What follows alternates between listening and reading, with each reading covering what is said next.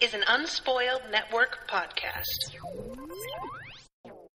This is Unspoiled, covering Harry Potter, the Rereading, Prisoner of Azkaban, chapters 10 and 11, The Marauder's Map, and The Firebolt. In these chapters, Harry gets two cool things. Welcome to Unspoiled.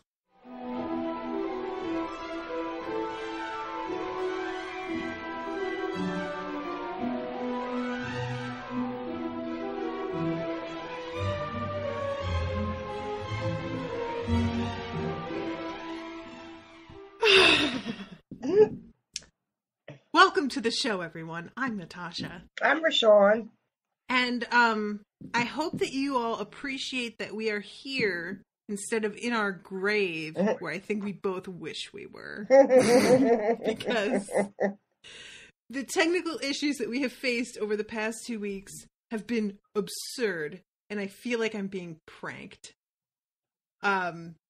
Best efforts of Krista notwithstanding. Right. Up in our and help us tonight, and it took an hour of her life for pretty much nothing.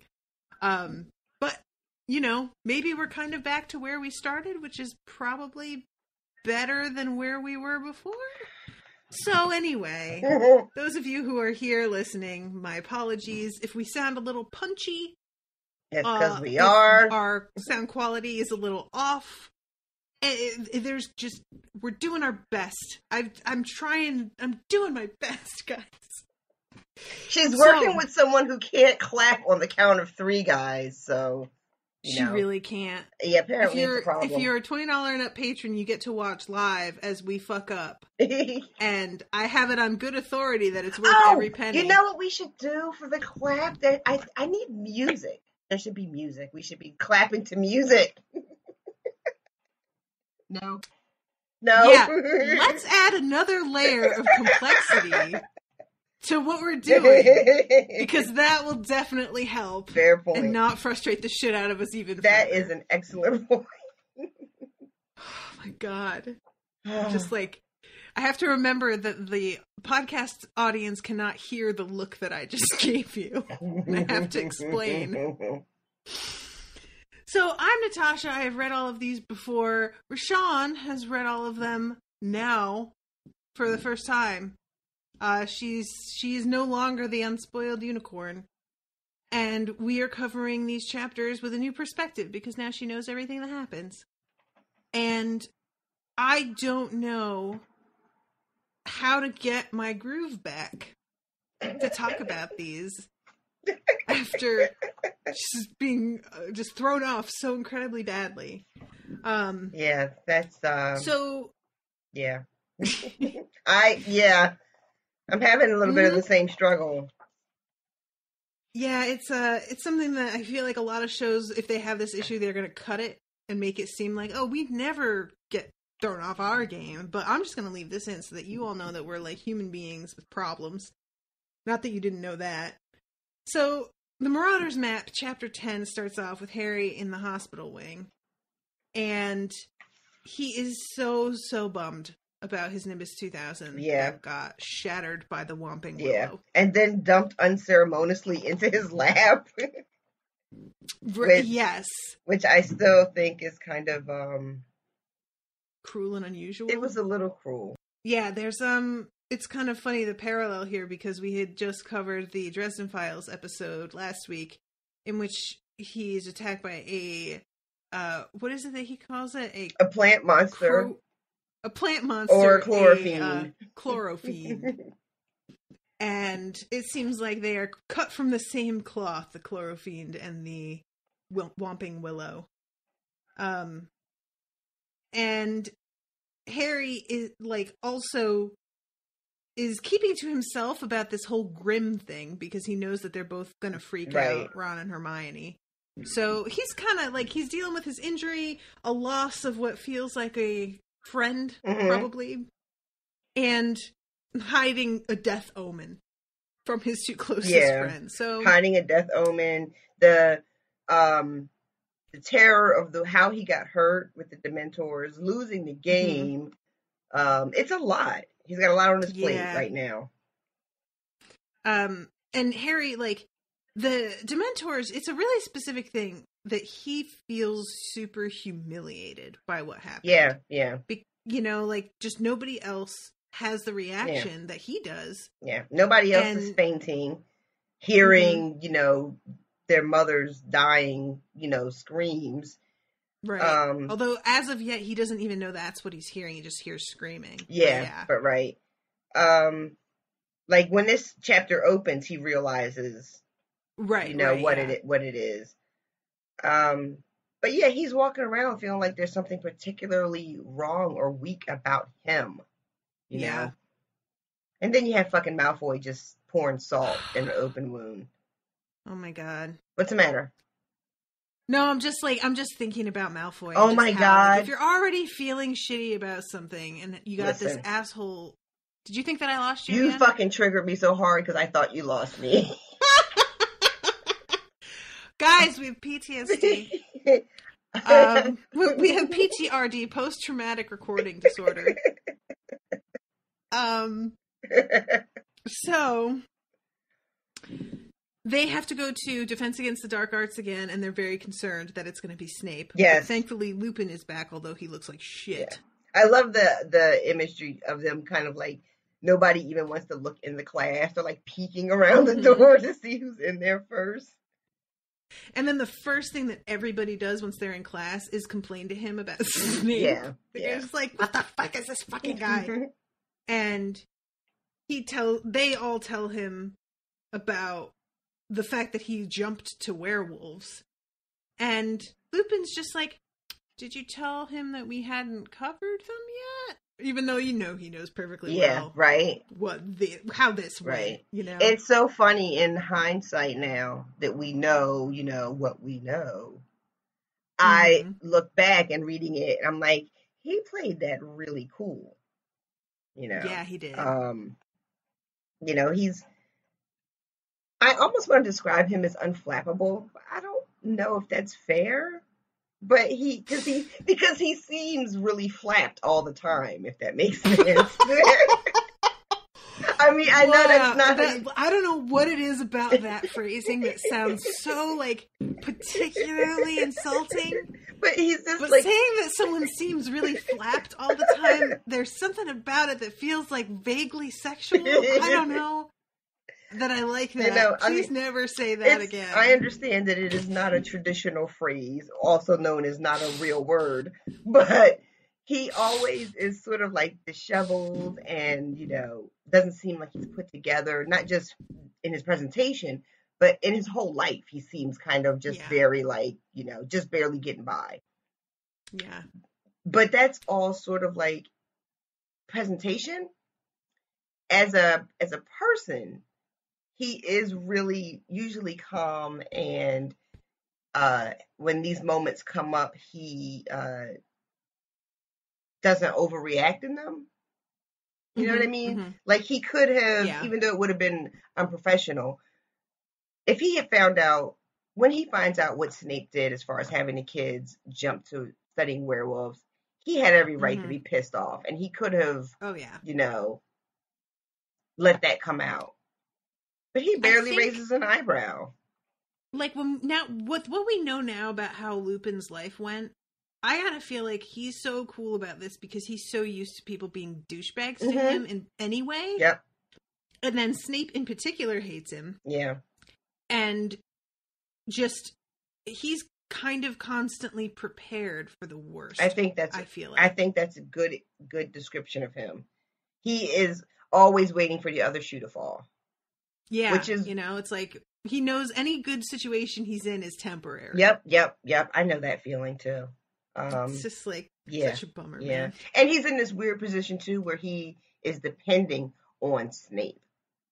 You know? So he can't fucking medicine. Yeah, so he can't even retaliate in any kind of way to this sort of disrespect that Snape has done. You know? Snape well, you know, we all know what Snape is, or our postcards. You can also buy a T-shirt that says "Snape is still a dick," though, in the Unspoiled merch store. Right. So. I really need to get one. I need to get a shirt for the trip. I know. I completely forgot that I've been planning on designing a specific shirt for the trip, and now I'm like, oh shit, I gotta get on that. Everything that I want to design has a swear word in it, and I need to kind of like rethink that. I feel like a lack of imagination on my part when absolutely nothing sounds good to me that doesn't have a swear. Well, that's because that's just science. That's who I am. So yeah, this is when Harry, like, Lupin holds Harry back after the class and talks to him about the Whomping Willow and how it was planted the same year that he arrived at Hogwarts. How about that? Right. And then he mentions the Dementors, and Lupin also says, I don't think I've ever seen Dumbledore that angry. Which is what we ended the last chapter with, I think, Hermione saying the same thing. Yep. Dumbledore angry is really something. I kind of wish we got him angry more often. I feel like he's so even-keeled a lot of the time. Yeah. And I think part of it is that I don't feel like he deserves to be so even-keeled because he's just fucking with people's lives all the goddamn time. I'll say this. But, I feel like we don't see him angry. We hear a lot about how angry he has been. Like, even with this, ooh, Dumbledore was so angry. I've never seen him that angry. But we don't get to see it. The one time I feel like we've really seen him angry was when he gets in that fight with Cornelius Fudge, when he's, like, denying that Voldemort is back. And he really, like, he says, you've been blinded by the love of the office you hold. Yeah. And he, like, really yells at him. Yeah. But that's one of the few times. Yeah, I mean, even when they come to, arrest him in his office or take him in. He's cool as a cucumber. He really is. Unless you count the scene in Goblet of Fire when he thinks Harry put his name in the cup. Does that count as being angry? Don't bring that shit up. You get out of here with that. Speaking of which, guys, if you're a patron and you're in the Patrons Facebook group, Rashawn and I are going to be doing our live comment threads for the final 2 movies before we record on them on the 9th and 12th. In the 9th, which is a Thursday, we're going to be doing it at 7 Central Time. And the 12th, which is a Sunday, we're going to be doing it at like 11 my time, noon her time. And then recording after. And the recording will be going to all of those delightful people who donated on the GoFundMe for our trip, which we're getting down to the wire now. We only have like 2-3 weeks before we go. So excited. So if you haven't made a donation and you've been meaning to, get on that shit. Get on it. Do it. Just do it. GoFundMe.com/unspoiledhpworld. So Lupin tells Harry that the Dementors came to the match because they're getting hungry, because Dumbledore won't let them in the school. So they're just like kind of hanging out around outside of the grounds, whereas they usually are outside Azkaban with tons of people to feed on the whole time. So they're not near people enough to be able to control themselves right now. And yeah, it just, like, when you think about this, Azkaban really just does sound really terrifying. Yeah. It's the one place that we don't actually get to see, I think, from these stories. Yeah. Right? Yeah. And you know what? I almost prefer that. That we don't ever go there? Yeah. Mm-hmm. Because I don't know. I mean, I'm sure she could have done it justice, but there's something about it, it has such almost a mystique, like it's just, it's this terrible place that's beyond imagination, to be there even for a little while, like Hagrid, who wasn't there very long, is deeply, deeply affected by his time there. And I don't know if anything could have been written to live up to that. You know what I mean? Oh, I totally do. That's like how I feel about a lot of movies when they decide to show the monster. And I'm like, just don't, though. Yeah.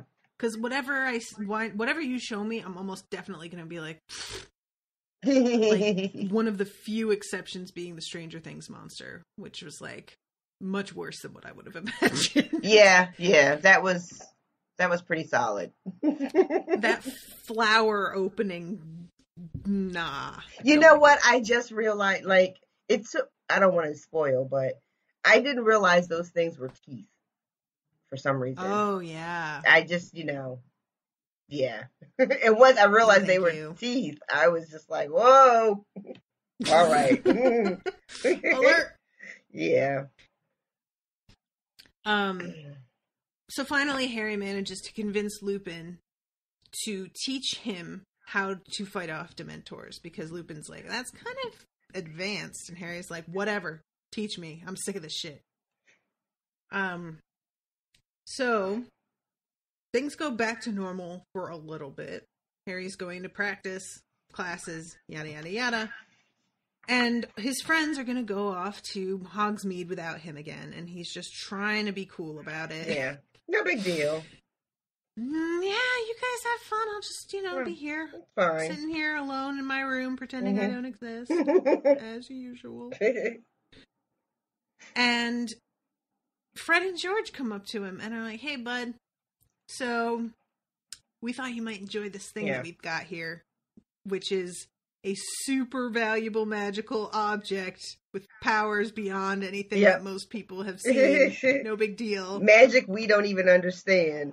But here, have it. Have it, young minor child.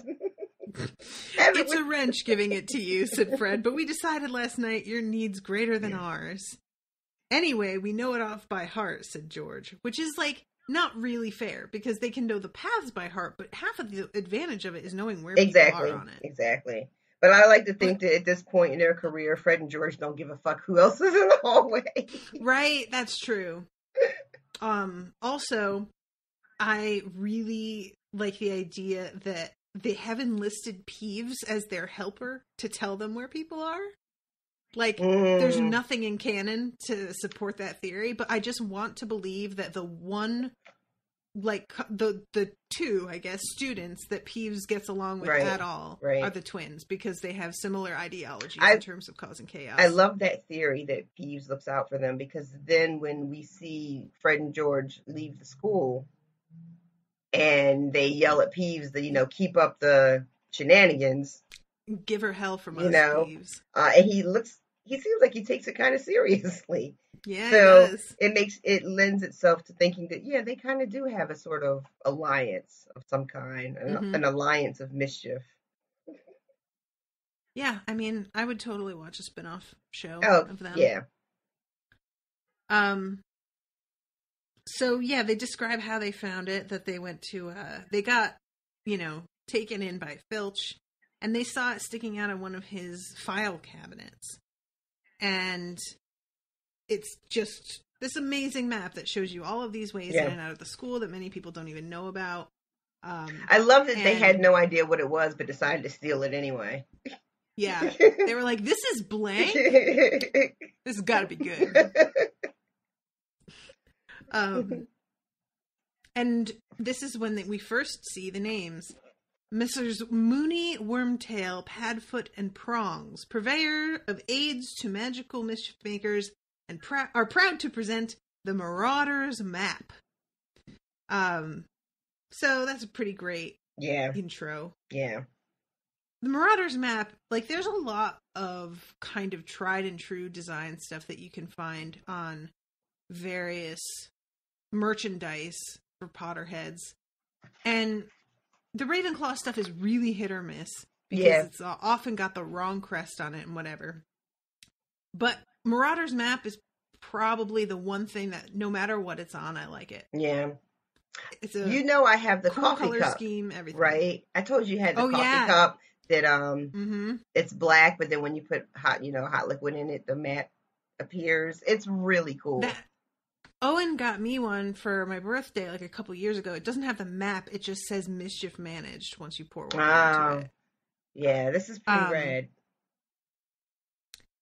And, now that we're talking about it, I'm going to, because I was going to say this at the end of the show, but I'm going to say it now. Shout out to 2 people who sent us awesome stuff this week. Oh, right. First, Jolie Sturm, who sent us from Canada 4 amazing shot glasses with the crest engraved on them for each house. And I know that I put the card right near me so that I could read, because she sent it to me and was like, maybe you could give this person a shout out, the shop that makes them. And I'm so sorry, Jolie, I put the card somewhere in reach, and then we didn't record last week, and I don't know where it is. Is this the one? Oh yeah, it is. Awesome. Nitro Geek Laserworks, nitrogeek.ca, because they're in Canada. And it's the correct Ravenclaw crest. Yep, it sure engraved is. On it. And each of the shot glasses are like very faintly colored with the color of the house, so that it's not really too dark on top, but at the bottom where the base is, the color like gathers. And they're beautiful. And she also sent us a bunch of Canadian candy. She did, and I ate all of it except the Smarties. You didn't like the Smarties? No. Oh, you monster. They're M&Ms. What's not to like? I don't really like those kind of M&Ms either. Yeah, I like peanut M&Ms the best. That's fair. But those other 2 were really good. I haven't eaten all the candy yet, but that's probably mostly because it's been Halloween, and Owen bought a bunch of candy for Halloween, so we've just had too much candy. But when I first got them, I totally chowed down, because I was just like, I have never had these. These are amazing. I got my delivery at work, and I took everything home. And then the next day at work, I was like, the fuck? I don't have any candy. So I brought all the candy back to work. Nice. Now you have a candy drawer. I did. Everybody's got to have a candy drawer. I do have a candy drawer. And then the other shout out, thank you to Nicole Larson, who sent us both plaques with the Ravenclaw motto, one of them on it. And she also sent me a little zipper pouch. Oh, yeah. It's got like a quote from Eleanor Roosevelt on it. Did you get one of those? I did. Yeah, it's really cool. So, and they both sent really sweet notes with them, too. It was very nice. It was very thoughtful. Thank you both.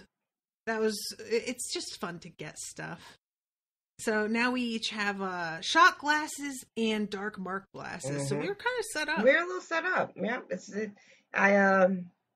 I really dropped the ball. I got all these nice glasses and nothing to put in them tonight.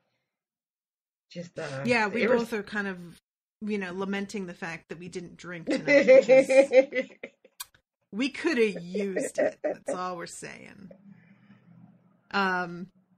So anyway, the Marauders map leads Harry out into Hogsmeade.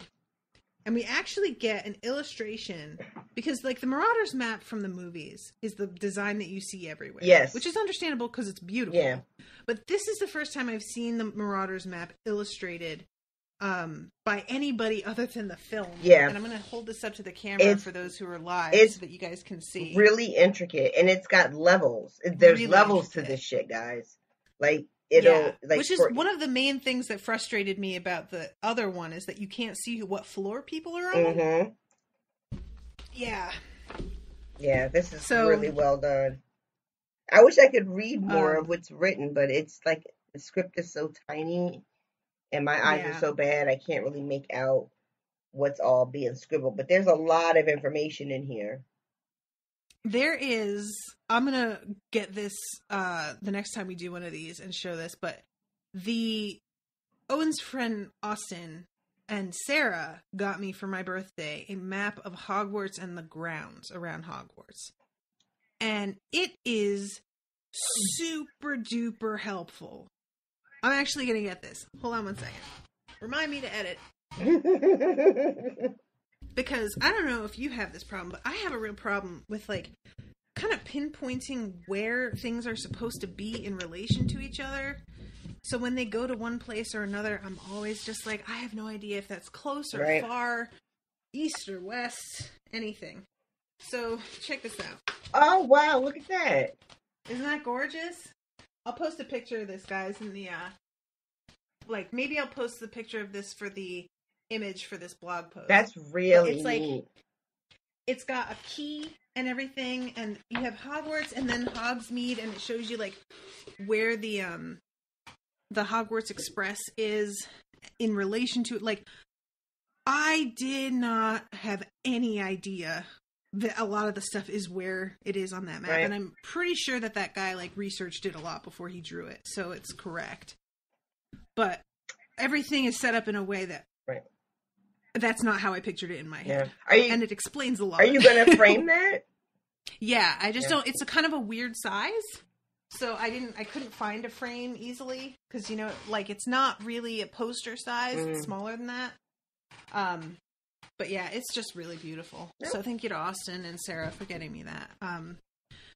And I need to find a really good spot in my room for somewhere to put it too. So anyway, maps, they're cool. They are. In summary. They are. Podcast over. Thank you for coming. So Harry goes into Hogsmeade and has his invisibility cloak on. And manages to sneak on out of there and then catch up with his friends. And, of course, Hermione is very disapproving. Yep. And Ron thinks it's awesome and is really happy. And it's all fun and games until... Yeah, you know. Well, first there's this Ministry of Magic. Customers are reminded that until further notice, Dementors will be patrolling the streets of Hogsmeade every night after sundown. This measure has been put in place for the safety of Hogsmeade's residents and will be lifted upon the recapture of Sirius Black. It is therefore advisable that you complete your shopping well before nightfall. Merry Christmas! Yeah. So even innocent townspeople cannot be out on the street when Dementors are out because they are just indiscriminate. You know, they will just... Which... the ethics of that are troubling. Do they feel real world?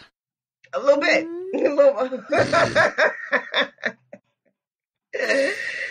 Commentary. Trenchant. That's going to be our new thing. Is you say commentary, it has and I say been. trenchant. I think like every episode it happened. I really enjoy it. So. Yeah, that's when they decide that they're going to go to the Three Broomsticks. And Harry finds out some of the truth. Yeah. Not really. He finds out the truth that everybody else knows. He finds out the gossip anyway. You know, the word on the street. And he finds out the tea. The tea, girl. Yes, he gets the tea. And he gets it in a really, what I think is a really sad, awful way. But I want to just mention, children anyway, this is almost exclusively how we get any tea as children. Because adults are often not taught. Oh, just like sitting there. Just being like either not noticed that you're in the room or you're somewhere close enough where you can hear. You know, and and adults talk and have conversations they wouldn't have if you were around. So this is how kids find out whatever the real shit that's going on in their world. This is exactly how it happens. And I hate it so much for him. That's true. You know. Yeah, so he finds out that that Sirius and James Potter were best buds. Yeah. That they would go everywhere together, that Lupin was their friend, and that they had some, like, shitty little dude who followed them around. Yeah, practically brothers, you know. Doesn't he find out that Sirius is his godfather in the same exchange? Yes, then they named him Godfather to Harry. Harry has no idea, of course. You can imagine how the idea would torment him. Yeah. Not many people are aware that the Potters knew you-know-who was after them. Dumbledore, who was of course working tirelessly against you-know-who, had a number of useful spies. One of them tipped him off, and he alerted James and Lily at once. He advised them to go into hiding. Well, of course, you-know-who wasn't an easy person to hide from. Dumbledore told them their best chance was the Fidelis charm. And, long story short, Sirius Black was the secret keeper. Yeah. And we find out much later that that's not true. He was not the secret keeper. They made everybody think that he was going to be the secret keeper. But then they entrusted that to Peter Pettigrew because they thought nobody would think we'd tell that asshole. Which, my God. Right. Like, think of all the things if they had just made it serious. Like, we would not have these stories to tell. If they had just taken it serious.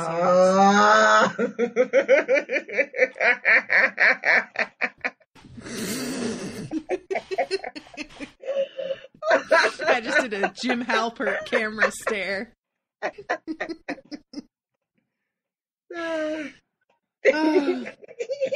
So this is something, and somebody sent me a message about this, and forgive me guys, because I get so many and I need to start organizing these a little bit better, but somebody sent me a message explaining that in the movies, they changed how this went down so that it was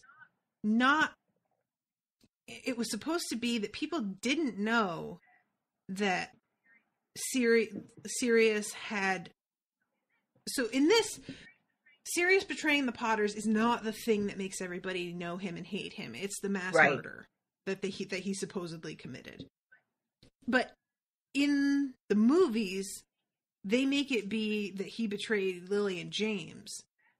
That's like the main thing. And like, yeah, he committed the mass murder too, but like that's sort of supposed to be like the sub plot, right? You know?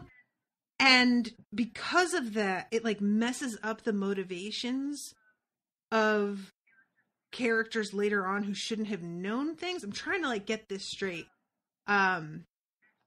Ashley is commenting over here, that was so bad, in response to my serious jokes. But yeah, and I like wish that I had remembered this properly, because I know the person who told me this is infuriated right now because I'm almost getting what they said correct, but not really. So in the movies, it is the betrayal that is the big part, right? And then the murders of the Muggles and the toe of Peter Pettigrew are kind of like second banana in the movies. Oh, here it is. Okay, I found the thing. Can I read it to you? Katie sent it to me in an email. You brought up on the most recent episode of the HP Reread, and you brought it up a few weeks ago on an earlier chapter from POA. You're both wondering how it is that no one in the Wizarding world is talking about how Sirius supposedly informed on the Potters to Voldemort getting Lily and James killed, and how it seems improbable that Harry wouldn't know exactly why Sirius was out to get him. The answer is, it's because almost no one in the Wizarding world knows, at least in the books. This is a major change they made between the books and the movies, and it drives me bonkers, in all caps. Later, in Book 3, you'll recall that Harry sneaks into Hogsmeade for the first time using his cloak and the map. When they go to the Three Broomsticks, he hides under the table when some teachers and Fudge come into the pub, and during the conversation, they reveal some information to Rosmerta. The information revealed is the fact that Voldemort had been tracking the Potters for a year before they died, and the mistaken fact that Sirius was their secret keeper, and the also mistaken fact that Sirius sold out the Potters. In the books, the reason Sirius is so hated by witches and wizards is because of the mass murder, but the whole situation with the Fidelis charm is not widely known, and Fudge makes this quite clear. In the movies, the mass murder is either entirely absent or simply not emphasized. The reason Sirius is hated and feared is because of the supposed selling out of the Potters to Voldemort. So, yeah. So, since it came up in 2 episodes, I thought maybe this was a little thorn in your side. I knew it would get sorted out when we get to the chapter in Hogsmeade. But I knew the answer, so why make you wait? Have a great day, Katie. Thank you, Katie. So, yeah. It seems like... It seems like a weird thing to have everybody know about him selling out the Potters in the movies, but Harry hasn't heard about that yet. Which is just yet another thing that makes the movie, which is really just a weird choice, and I wonder if that was done in the movies because they wanted to play up the emotional impact of Sirius having betrayed the Potters. And in order to play it up, it just doesn't like it. I don't feel like it's more played up though. Like it's just Harry would still hear about it the same way. So, what does other people knowing about it add to this? That's true. It really doesn't. I mean, I don't know. And if everybody else knew, once Sirius escaped, you'd think that more than one person would bring it up to Harry about like, oh my God, hey, sorry about that guy getting out. And he'd be like, what? Like what Malfoy does in the books, but he just has no idea what he's talking about. Right, exactly. And it's interesting that Malfoy knows. Because, the whole thing here is that most people don't know, but somehow Malfoy knows. And it's funny, Malfoy knows, but he doesn't really know. Like, Malfoy knows know what I mean? Malfoy knows what the minister knows, and McGonagall and them. Mm-hmm. But it's not the truth, which you would think Malfoy would have access to because Lucius has to know the truth. Wouldn't you think? Does he though? Because like Voldemort doesn't share shit with people. Like, why would Lucius need to know? That's true. It's not so much that I think that Voldemort would have confided in. I guess I'm just thinking that the fact that Pettigrew was a Death Eater, other Death Eaters would have known about it. The way that Snape, who was supposed to be a Death Eater, and other Death Eaters, That's actually something that gets brought up, and I don't remember where, but it has been pointed out in the books before that not all Death Eaters know each other's identities. That it's like specifically kept secret so that they can't turn all of each other in. That makes sense. I guess I'm just thinking of how, and of course, the way the Death Eaters work in Voldemort's resurgence in these books is probably very different than it worked the first time around. Like I'm going based off on the few times when Voldemort shows up and he calls the Death Eaters, and they all come. They all know who's there, right? I mean, they're all wearing masks when they show up, and then he calls them by name. Yeah. And he walks around. But I'm not sure that they knew each other's names before that moment. Because there were probably a lot more of them. So I guess this stands the reason that in the past, when they were all together, maybe he wasn't just dropping everybody's name. And also, I'm not sure that Peter Pettigrew became a Death Eater until after he gave up this information. Ooh, that's interesting. Do you know what I mean? Like, probably that was his reward for doing this. What did we find out about how Peter ended up on this side? Do we ever find anything out? I know he squeals and cries a lot when they catch him at the end of this book, but listeners, write in information about Peter Pettigrew, because I know I can count on you. Get up on me at unspoiledpodcast@gmail.com or message me on the Facebook page, facebook.com/unspoiledpod. And yeah, we'll talk about that next time if people get at me with that. I'm trying to be better. I'm very happy that I found that email because I starred it in my inbox so that I could find it later. Smart lady. Oh, starring. I'm a real grown-up now. So, yeah, there's this whole thing with Peter Pettigrew, like being blown up at that mass murder because he confronted Sirius and only his finger was ever found. Ashley in the chat here is saying, I think they thought for the movies that it would be too hard to make people like Sirius if they started him off as a mass murderer, which I disagree with, because I feel like there is nothing to make you sympathize more with somebody than them being falsely accused of a hideous crime. And if they got it clear that that was what, but like, the movies are just not good with plot points. So I guess, Ashley, I disagree that it would be too hard in principle, but I agree that they would not be able to do it well because they just don't do most things well. Yeah. I just said that shit. They don't though. So they don't though. So yeah, Madame Rosmerta asks if he's mad, and Fudge says, I believe his master's defeat unhinged him for a while. The murder of Pettigrew and all those muggles was the action of a cornered and desperate man. Cruel, pointless. Yet I met Black on my last inspection of Azkaban, and most of the prisoners in there sit muttering to themselves in the dark. There's no sense in them. But I was shocked at how normal Black seemed. He spoke quite rationally to me. It was unnerving. You'd have thought he was merely bored, asked if I'd finished with my newspaper, cool as you please, and said he missed doing the crossword. I was astounded at how little effect the Dementors seemed to be having on him. He was one of the most heavily guarded in the place, you know. Dementors outside his door day and night. So, yeah, that's where that, like, first piece of information gets dropped. Although, as first-time readers, you wouldn't know it. That he found out where Pettigrew was because of that newspaper. Because Scabbers was sitting on Ron's shoulder in a photo from Egypt with his little toe missing. It doesn't really... and I don't want to keep derailing us, and I also don't want us to be recording for 2 hours. But remind me, does it come up later why and how Sirius was able to keep his sanity? I feel like he talks to Harry about that in the next book. He tells Harry... And this is something that I feel like is a tiny bit of a, like, yeah, I guess. He tells Harry that he had because the way that the Dementors drive people mad is they suck all of the good memories out of them until there's nothing left but things to torment them. But Sirius has one thought that is not technically a happy thought, but something that he can latch onto, which is that he is innocent and has been framed.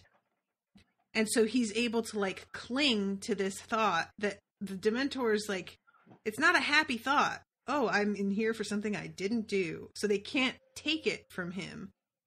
And it's a rational enough thought to kind of keep him grounded. Which... I guess. I mean, I guess you had to come up with something. I'm not sure if there... I'm not sure if there was anything she could have come up with that would have felt right or made sense. Yeah, no, I kind of agree with you. She kind of painted herself into a corner. The only thing I can think of is that the only alternative would be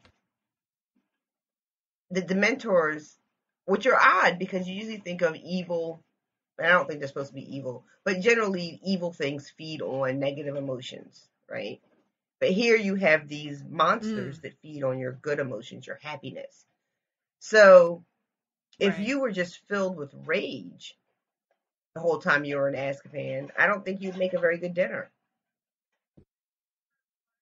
That's part of why Umbridge can have them, like, nearby and not be affected the same way. I'm feeling like the same for Bellatrix, too. Like, I mean, maybe she was I feel like she was always batshit crazy. Like, she didn't come out any crazier. Or did she? I mean, maybe she did. That's true. You know? I think that's probably true. So the next chapter, the Firebolt. Harry basically, like, stumbles back to the castle. He doesn't even remember going back. He's so consumed by thoughts of how the fuck could nobody have told me about this that he's just kind of on autopilot, which is always a weird feeling. Like, have you done that? Oh, it's so weird. I've had that a couple times where I've, like, driven home from work after a really long day, and I'm suddenly in my, like, my driveway, and I'm like, oh, okay, wait. Makes you think you got, like, abducted by aliens and just put back. And he goes straight to the photo album that Hagrid got him. Because I think that's kind of the worst one, is that he finds out Hagrid knew this whole thing. Yeah. And didn't tell him. I mean, he's feeling probably very betrayed by everybody. Not that he has a super close relationship with McGonagall as much as he has with Hagrid, but she's somebody, and Dumbledore is someone else. You know, there's all these people that have been withholding. Yeah. Which is a theme, I think, that carries throughout these books. All the information that people withheld from him. Yeah. And he goes and finds the picture of his parents' wedding day, and sure enough, Sirius is there and smiling, looks great, laughing, hugging his father. You know, he has his arm around James, and it's sad again. Yeah. And Harry manages to, like, basically Ron comes back. And Harry just, like, pretends to be asleep because he doesn't want to talk to him about it. And he is kind of consumed by hatred and doesn't sleep. And the next morning he just looks like hell. And everybody's like, how you doing, buddy?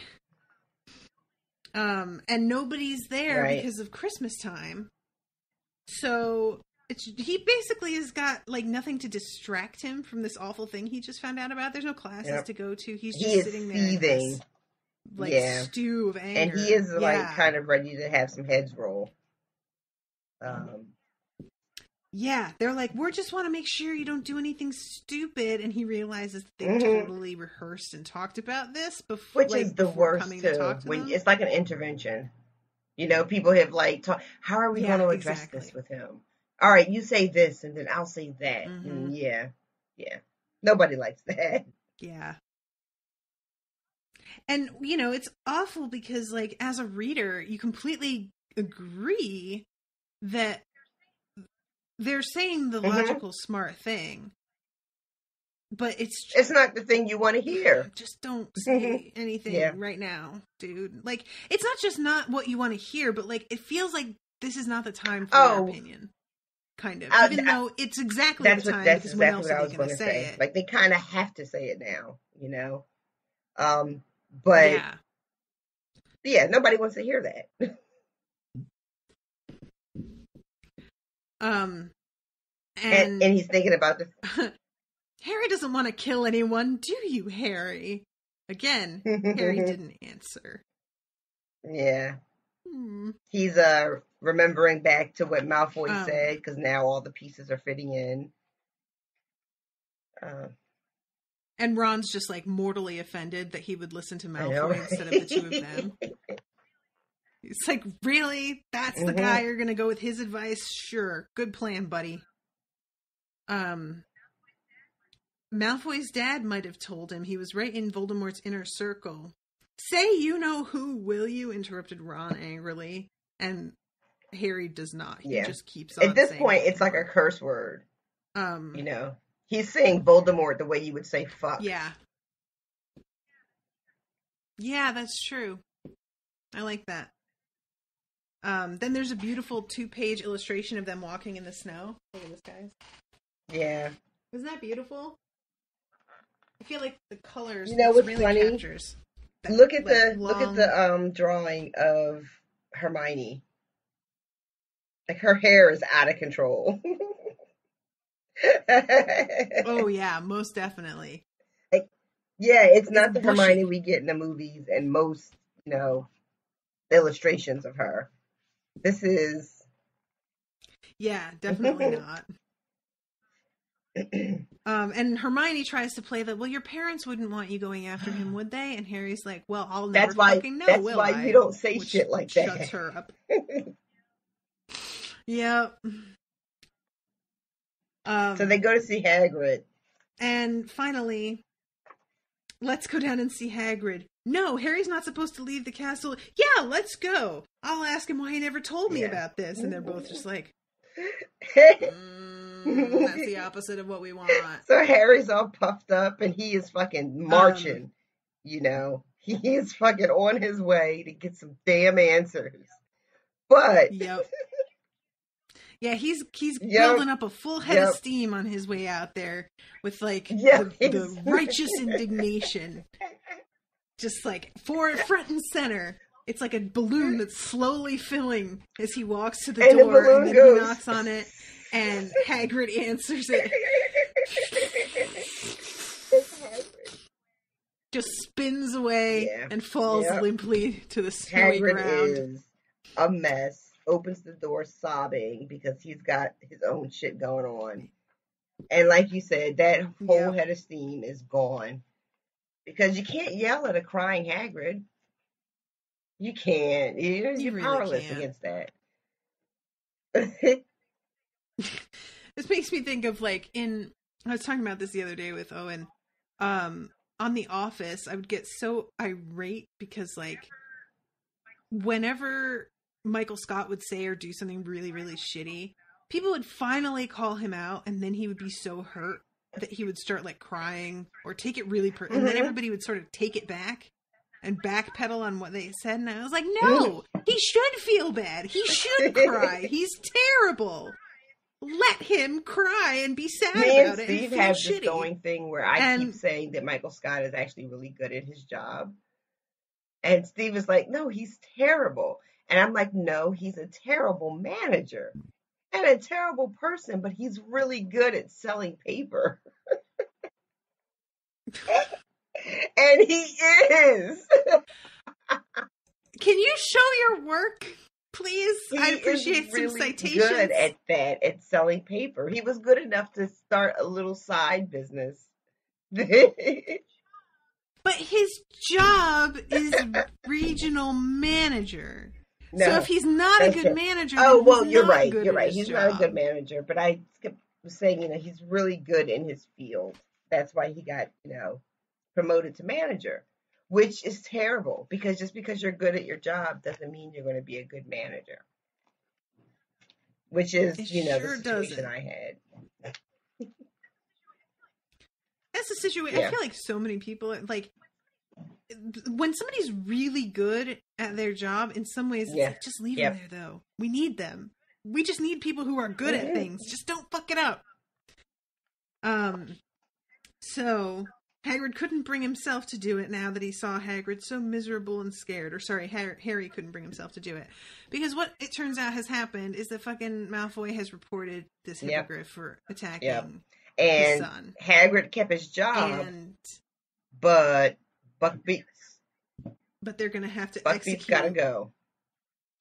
And... All right, listen, as somebody who's bitten by a dog... you've got a whole new perspective on this now. I feel real bad about it because I have a feeling that dog is dead now. And I don't have any control over that. Texas law requires when you've been bitten by an animal that the ER that treats you reports the bite and the owner of the animal to the police, like when they treat you. So, and I didn't realize that. So, like, they're like, oh, whose dog was it? And I'm telling them just like, oh, my neighbor who just lives on the corner, whatever. Like, not even thinking. And that neighbor came in to pay for the stitches in my leg. And I didn't know that was the law. And I feel bad because, like, the poor fucking dumbass dog doesn't know. And the owner, it was a dog that she had rescued. So I think the dog was new to her and she wasn't aware of how out of control the dog was. He jumped a fence. She had a fenced-in yard. Like, she tried to keep him under control. She just didn't want him chained up all the time, which I understand. But also the dog jumped a fence for no fucking reason and bit a stranger and then jumped the fuck back over that fence. And if I had been a small child, that could have ended quite terribly. So I have really mixed feelings on the whole put an animal down when it injures a person. I think I told you this. We had a girlfriend who had a family pet, for many years, and it bit her son when he was a toddler, and bad enough that he was in the hospital for a couple of days, and they had to put a dog down, and it was tough because it's her son, but. It's a dog she had for 6 or 7 years that she loved, was part of the family. But she had a 2-year-old baby, and the city got involved, and it's just a sad situation all around. I don't think anybody, no reasonable good person has ever gleefully put that fucking dog. You know what I mean? Yeah, if it had been a case of real negligence where I felt like the dog was just running out, and she didn't have it fenced in or tied up or anything, then I'd be more like, well, what the fuck do you expect, lady? But I'd still feel bad that it's the dog taking the rap for it and not the owner. But in this case, she had it fenced in, and I just don't think she realized that dog could clear that fence problem. And of course, that's not a real comparable situation here because Malfoy is the one that he provokes the hippogriff. And he wasn't even that hurt. That's the other thing. It's like, if I had Madame Pomfrey over here just tapping my leg and getting me all, healed up, fine. I don't think they would be causing any problems for the dog. I have to say about your story, though, because I have never heard of such a thing. The fact that dog jumped the fence back into its yard. I have never heard of that. I've heard of them like jumping the fence and biting, and then they usually just like run off into the neighborhood. I've never heard of a dog just hopping the fence and going back home. And I'm so glad, because there was a neighbor across the street from the one that owned the dog, and he just happened to be like standing out having a smoke, and he saw, and I turned around just in time to see the dog go flying back over the fence. If I hadn't turned around fast enough, I wouldn't even have known what the fuck happened to me. I would have just had a bleeding leg with no idea. I would have thought I was going fucking crazy. And at least the neighbor was there, because when the woman came out, she's like, "Are you sure it was my dog?" And I'm like, thank God he was there, because I almost wanted to be like, I'm pretty sure, because it happened so fast. And I'm not kidding. By the time I turned around, that dog was in the air. It wasn't even like I saw him jump. I saw him already in the air going back over. Like, it was close enough that I could have missed it so easily. And thank God the neighbor, when she was like, "Are you sure?" The neighbor was like, yeah. Like, I was like, oh, thank God. But yeah, this is no, it's not a similar situation. Although one could argue that maybe having animals that will attack you just because you call it a bad name isn't a great idea for, like, you know, that is a solid point or whatever. But, you know, maybe don't send your kids into the Forbidden Forest for fucking detention either. So obviously Hogwarts doesn't do things in an intelligent way sometimes. It's fine. So yeah, so this whole part of it is really just them hanging out with Hagrid and him being despondent, right? And them trying to come up with, you know, possibilities. You know, what can we do? You know, Hermione's going to hit the books and look for case law and precedents. She's so good. And it doesn't seem like there's going to be much that they can do. We find out later that, you know, turns out there is something they can do, but we have no idea that's even a thing at this point in the book. Right, yeah. So then we have Christmas Day. Mrs. Weasley had sent him a scarlet jumper with the Gryffindor lion knitted on the front, a dozen home-baked mince pies, some Christmas cake, and a box of nut brittle. Yeah, she's the best. Mrs. Weasley. And that's who I am. If I'm a character from I realize that's totally what Mrs. the Weasley. illustration is for the opening of this chapter. It's the sweater. It's I think it's Mrs. Weasley's sweater. I don't know if you can see that. Yeah. Oh! That Gryffindor lion is I like as hell. I like I'm sorry, Mrs. face. Weasley, but I'm going to show this to the chat. Look at that goofy lion. I like his little face.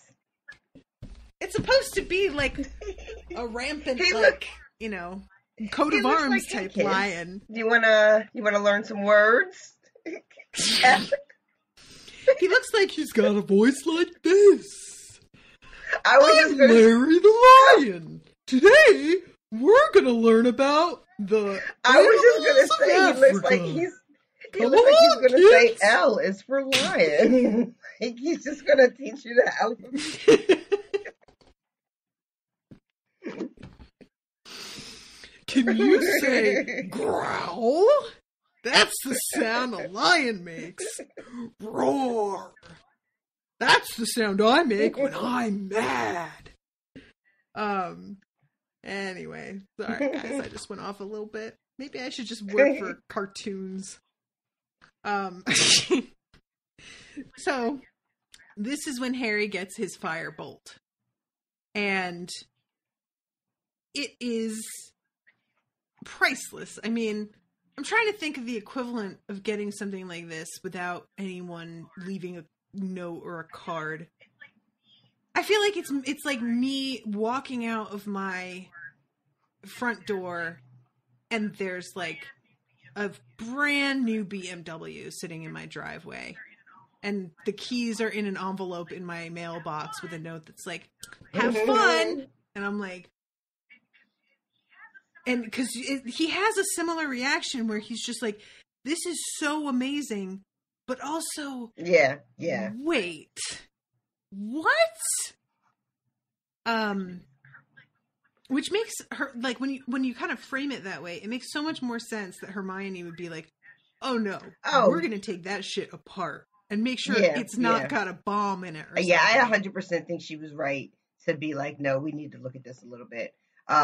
Even if there wasn't someone like Sirius Black on the loose, I would still be like, someone needs to check this shit out. Because, right, like, yeah. I was going to say, because whenever something this nice shows up with no explanation out of the blue, it's probably going to be something terrible. You know? Like, or the other thing that I would think is that it's a fake that somebody's like pranking me with. Like, Malfoy would totally get something that looks just like it, but put a charm on it that like throws you off or some shit. You know, so you get all excited thinking you've got this sweet new ride, and then you go out and it putters around, and it just like chucks you off immediately. So it's like I see the beautiful BMW, and I get into it, and I go to start it, and there's no engine in it, and I'm just like, oh, why? I like that. That somebody thinks maybe Lupin gave it to him. And Harry's like, that broke us? I doubt it.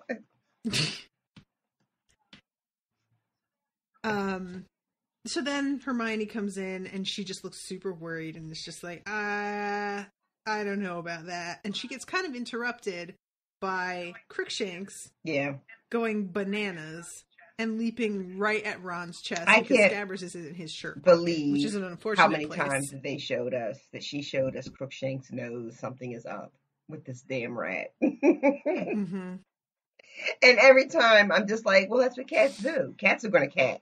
So. Yep. Catter's going to cat. Yeah, it really is, like, that's the thing about these books a lot of the time, is that they're weird little dumb subplots. And sometimes they really are just weird little dumb subplots. Even this moment, like, the sneakoscope starts going off, too. Which is Scabbers. What's the point of having a sneakoscope if you're not going to listen to it? Well, the thing is that Harry, like, he says, I think earlier that it starts going off, I think when he is on the train or something, and he realizes that, like, it's gonna be going off all the time, because there's always somebody lying or hiding shit or whatever, you know, like, I think that's kind of the thing about it, is that it doesn't tell you anything. It just is like, somebody's hiding something, which, no shit. I can be in a room with literally just myself. So really what you're saying is it's tragically worthless. Yeah, really. It's sort of like Neville's Remembrall, where but it doesn't tell you what you forgot. I mean, give me a fucking break. That shit would never turn any other color. What is that? What good is that to me? At least my fucking iPhone can be like, reminder. Go wipe your ass at 2:00 this afternoon. And I'm like, thank you, iPhone. I had almost forgotten to wipe my ass this afternoon. What would I have done without you? Did you hear about that fucking guy who doesn't wipe his ass because he's gay?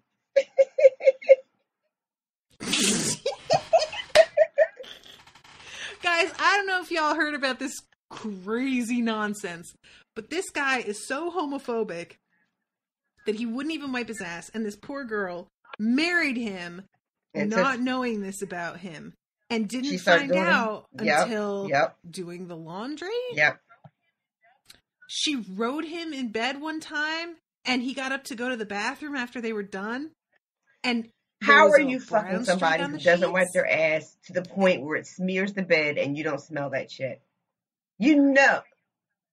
Yeah. I don't know how you don't smell that. And she said she confronted him and he flipped out and was like, a real man doesn't put anything near his ass. No, ma'am. No. Mm-mm. No. And she's like, she put at the bottom of the message, like, I really don't know what I should do. No hate, please. Or something like that. And I'm like, there's no way to answer this without hate. That is bananas, and he needs counseling. And you need probably a speedy divorce. Yikes. I really think if the man is going to react that way to you asking him to do something that's basic, a man whose brain, whose logic takes him to that place, and that's where he ends up, is not someone you want to have a life with. The only thing that I could see that would excuse it is if he's dealing with some suppressed trauma from like sexual assault or something, which it is possible, but also, you need to deal with that, because just not wiping your ass is not a way to cope with that. So I was going to say to cope with that shit, but that's too literal and correct right now. But so yeah, counseling is in order. It doesn't sound like he's the type to do it. So God, oh, that is so gross. No, it doesn't. Yeah. Anyway, guys, you should find that because it was making the rounds on social media recently, and it is horrifying. Ashley in the chat just wrote, "Stop talking now. I'm going to have nightmares for the rest of my life." Oh God, I just can't imagine how he lived. If he's leaving streaks on the sheets, he hadn't been doing that his whole life. What, does he change his sheets every day? Ew. Right. So he's walking around. Rashawn. He's walking around in it all day and sleeping in it at night. Yeah, you think somebody doesn't wipe his ass is changing his sheets every day? Nope. I don't even understand how. Okay, I'm moving on because I'm sure all of our listeners are just horrified and slowly removing their earphones right now.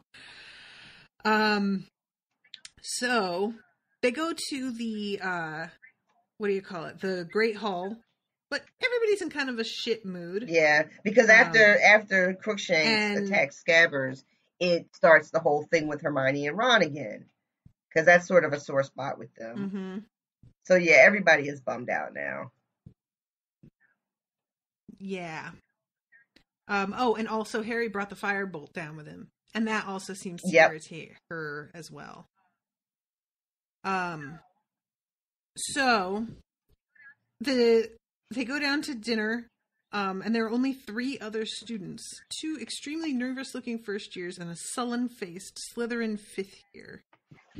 And this is the first time, because I think Harry has stayed at at Hogwarts every Christmas. He would have to, right? Because we know he only goes home for the summer, but they never really, I don't recall it ever really being included in nothing ever happens. Well, because at one point he goes Does that to the happen yet? Christmas. I don't think it happened but yet. I don't think that's happened yet. So, I mean, up to this point, he's been there every Christmas. It stands to reason. But I don't think it's really ever been included in the story, is what I'm saying. So, but this is the first time that both Hermione and Ron. So we get a chapter for it. So yeah, usually he's just kind of chilling alone. Right. So they all are sitting down at one table because there's hardly any of them. So like having all the house tables is not necessary. And it turns out that there's 13 of them. And of course, Sybil Trelawney loses her shit. The first of us to rise would be the first to die, as she says lately. Nothing could be more unlucky. And McGonagall's just like, for fuck's sake, sit down. She just can't be bothered. Oh, God. I love that, what is Dumbledore wearing? Oh, he opens a Christmas cracker, and it reveals a large pointed witch's hat topped with a stuffed vulture. Like the one that Snape was wearing as a boggart, which is the best. Ah, bless it. So then, I love McGonagall and Trelawney going up against each other. One does not parade the fact that one is all-knowing. I frequently act as though I'm not possessed of the inner eye so as not to make others nervous. That explains a great deal, said Professor McGonagall tartly. Professor Trelawney's voice suddenly became a good deal less misty. If you must know, Minerva, I have seen that poor Professor Lupin will not be with us for very long. He seems aware himself that his time is short. He positively fled when I offered to crystal gaze for him. Imagine that, said Professor McGonagall dryly. It's almost as good as Umbridge McGonagall. Almost. I don't bear her the same ill will as Umbridge is really the difference. And let's see. Then Hermione after dinner doubles back and is like, I just wanted to talk to you for a second. No big deal. And we find out later that she was totally narking on Harry. Which again, I agree and I understand, but yeah, just sometimes, Hermione, you don't have to do the thing that you're supposed to do. I mean, it's probably better that you did it, you know, and that you were right to do it and all that kind of stuff. But it doesn't make everybody like you necessarily. So I guess what I'm saying is go ahead and keep doing you, but stop being so surprised that people are annoyed by it, maybe. Mm-hmm. Yeah, I guess what it is she really just is super logical about it and just weighs the pros and cons and is like, if I don't, he could literally die. So I'll be unpopular to keep my friend from dying. Which, okay, fine, I guess, if you want to be super logical about it. That's the right call to make. But I'm still side-eyeing you, lady, because snitches get stitches. So...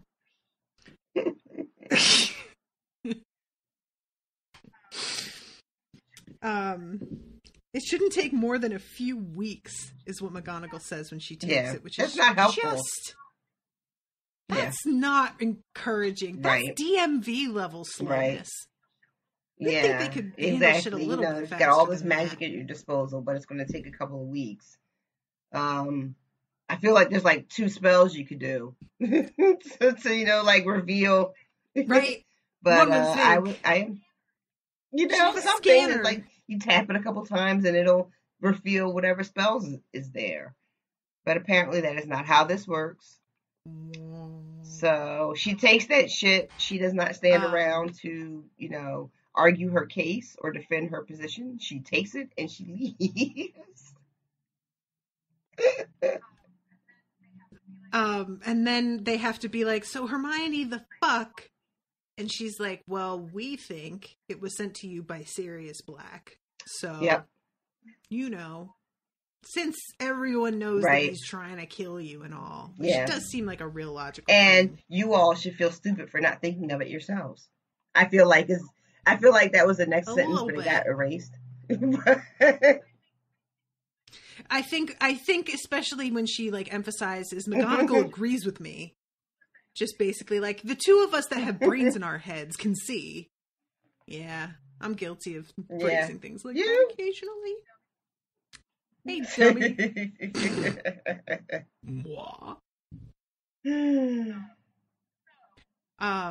So it is. That's the end of those chapters. Hey, look at that. We recorded. Guys, we've been just running into so much bad luck. So I want to say hi to new patrons real quick, and then we will wrap up.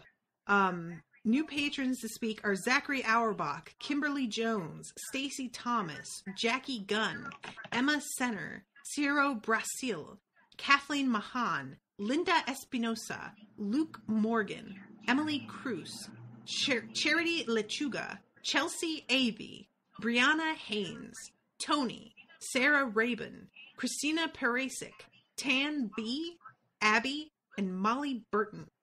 Woo! Yay! A bunch of signups recently. Welcome to all of you guys. You got a so new happy Brazil? to have you here.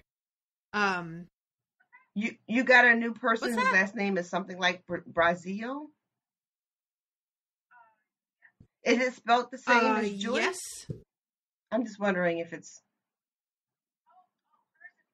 Hers is Buzzy, I think. B-A-Z. And this one is B-R-A-S-I-L. So yeah. Thank you guys so much. And I also want to say thank you to those... Ooh, hello. I clicked on a thing and my browser went to bananas. I want to say thank you to those of you who donated on the GoFundMe. So we have for that Marcus Chang, Jake Bobo, Amy Cobb, Greg Arnold, Mary Mendonca, Ashley Munetzi, Agnes Leguillon, Molly Burton again, what's up? And Rachel Smoot, all donated to the GoFundMe and left really sweet notes. And thank you guys all so much. On the GoFundMe, we are at $3,435, which is really outstanding. So thank you guys so much. Like, seriously. And if you're interested in donating, it's again, gofundme.com/unspoiledhpworld. But yeah, I'm just so excited, guys. It's less than a month. It's less than 3 weeks. And I got really excited today thinking about it. And then chatting about it a little bit, because Desmond had put up a thing in the group saying that he had a mini freak out. And then I just got really excited. Yeah. Yeah, if you're somebody who thinks that you're going to be going and meeting us at Orlando, you should join the group that I made on Facebook for that. And it's, I think, facebook.com/groups/unspoiledhpworld for that. But I'm going to be posting like the schedule in there and stuff as we get closer. And just so that everybody has an idea of like generally what's planned and where we'll be and whatnot, in case you decide to do your own thing, but you want to meet up with us later for something. And also I feel like there was another thing. Oh, I know. So super exciting news. It turns out LeakyCon, which is only like the biggest Harry Potter convention in the world, is going to be held in Dallas next year, which is like an hour and a half away from me, which good shit never happens in Texas. Like, this is great. It feels like the stars are aligning. And I don't care what I need to do. I am going to get Rashawn a ticket to fly down here, and we are going to have a live show at LeakyCon. I haven't gotten in touch with anybody at LeakyCon yet. I don't know anybody there. If y'all listening know somebody who works for LeakyCon and can hook me up with some, some networking, let me know. Because I tried to find out who to contact about it, and their information on their website is like paltry, which I'm sure is on purpose.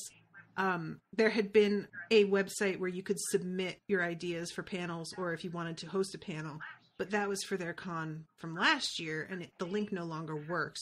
So they may have a reactivated link once tickets are on sale on the 15th of November. But yeah, that is 100% going to happen. Even if I'm not able to have it in LeakyCon proper, if I have to have it at like a restaurant outside of where LeakyCon is taking place, I'm doing it. And when is this? August 18? It's fine. August 2018? Yes, August 2018. Let me look at the exact dates so that I can get. But yeah, when I saw that, I almost peed my pants, because this is like, if I can get Rashawn down here, we don't even have to rent a hotel room. We can stay at my place and just drive down. It would be awesome if we could get a hotel room. I'm not gonna lie, being at a con all day is exhausting, and being able to crash at a hotel would be pretty rad. But we wouldn't need one. We just need to have to pay for her, like, get here, and then it'd be gravy. Tickets are going on sale November 15th, and it says August 10th through the 12th are the dates of the convention itself. So yeah, I'm just so excited. The last LeakyCon. Oh my gosh, I didn't realize it was this different city every time. I know, right? So this coming to Dallas is a huge deal. Now I see why you're so excited. I just assumed it was there every year. Oh. No. So this is going to be huge. Yeah, like I have had a lot of friends who don't even really listen to the show, like texting me going, "Did you hear about LeakyCon?" Like my friend Sydney was listening to the radio this morning and they mentioned on the radio that it was coming here this year. And she like immediately messaged me and was like, "Hey," I'm like, "Girl, I'm on it. Don't worry." So yeah, if y'all are people who enjoy going to cons and stuff, if this, I'm going to have to dress up. I don't even know what I'm going to do. Like, cause I have this like Amethyst cosplay that I worked so hard on and I got to back burner that cause I got to come up with something for. Wait, you're going to cosplay for it? How fun would that be? Wow. I would probably cosplay for it. All right. Probably would. Yeah. I'm a big nerd. Hi. You're just like, I did have an amazing Ravenclaw outfit, but unfortunately a lot of the pieces for it were left in Philadelphia. So I could probably like regather it in part from Amazon again, but it's a little bit bland compared to what I could do. But yeah, so I'm just really excited about that, everybody. So if you're interested in that, in seeing us there, let me know, because I want to make sure that we have an audience. And also, if you know people, let me know that too. Krista's over in the sidebar. I know people. She always does. I know you, Krista. She does. She's got the hookup.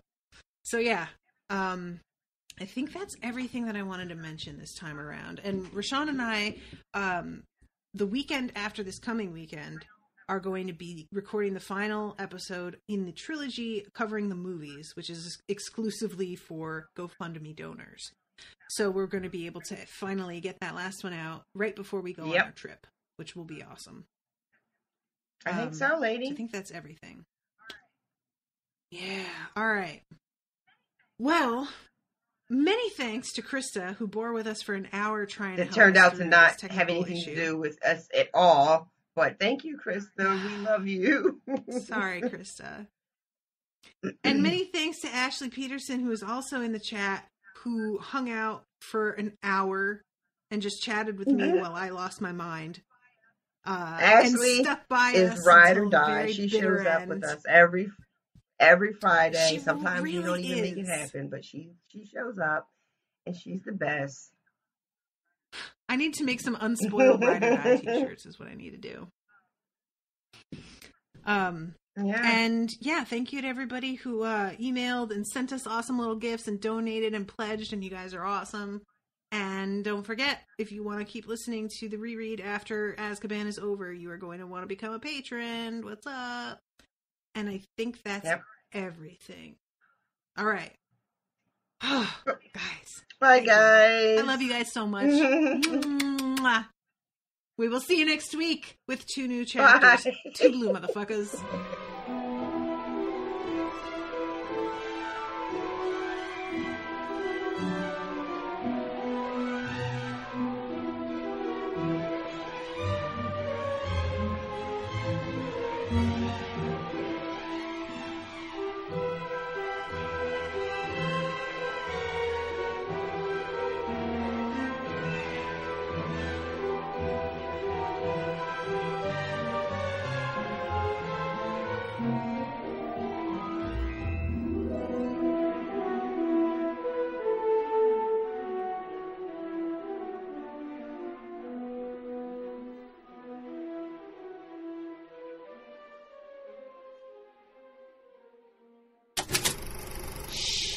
That was an Unspoiled Network podcast.